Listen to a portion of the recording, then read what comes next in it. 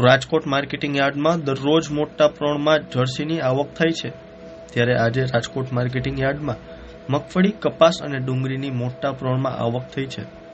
યાર્ડમાં આજે જ્યાં જુઓ ત્યાં કપાસ અને ડુંગળીના ઢગલા જોવા મળી રહ્યા છે।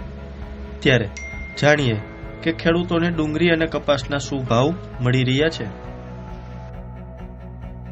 યાર્ડમાં આજે લાલ સૂકી ડુંગળીની સૌથી વધારે આવક જોવા મળી રહી છે।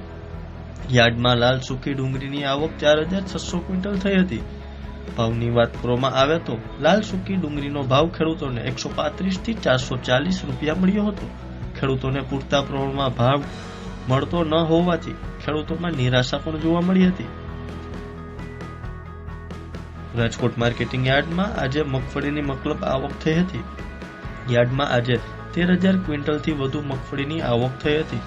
જાડી મગફળીની આવક 5000 ક્વિન્ટલ અને ઝીણી મગફળીની આવક 8500 ક્વિન્ટલ થઈ હતી। ભાવની વાત કરીએ તો યાર્ડમાં આજે મગફળીની 940 થી 1170 રૂપિયા અને ઝીણી મગફળીનો ભાવ 960 થી 1200 રૂપિયા મળ્યા હતા। રાજકોટ માર્કેટિંગ યાર્ડમાં કપાસનો ભાવ ખેડૂતોને સારો એવો મળી રહ્યો છે અને યાર્ડમાં કપાસની મકલબ આવક જોવા મળી રહી છે। યાર્ડમાં 1611 ક્વિન્ટલ કપાસની આવક થઈ છે।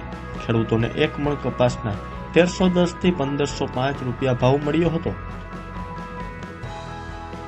રાજકોટ માર્કેટિંગ યાર્ડમાં મગફળીની સાથે સાથે સોયાબીનની પણ આવક થઈ હતી। સોયાબીનની 600 ક્વિન્ટલ આવક થઈ હતી।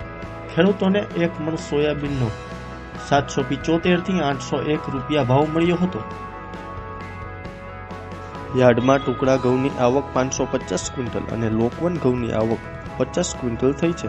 ભાવની વાત કરીએ તો ટુકડા ઘઉંનો ભાવ ખેડૂતોને 600 થી 661 રૂપિયા અને લોકવન ઘઉંના 592 થી 630 રૂપિયા એક મણના મળ્યા હતા। શાકભાજીની વાત કરીએ તો શાકભાજીમાં સૌથી વધારે બટેટા અને ટમેટાની આવક જોવા મળી રહી છે। બટાકાની આવક 4200 ક્વિન્ટલ થઈ છે।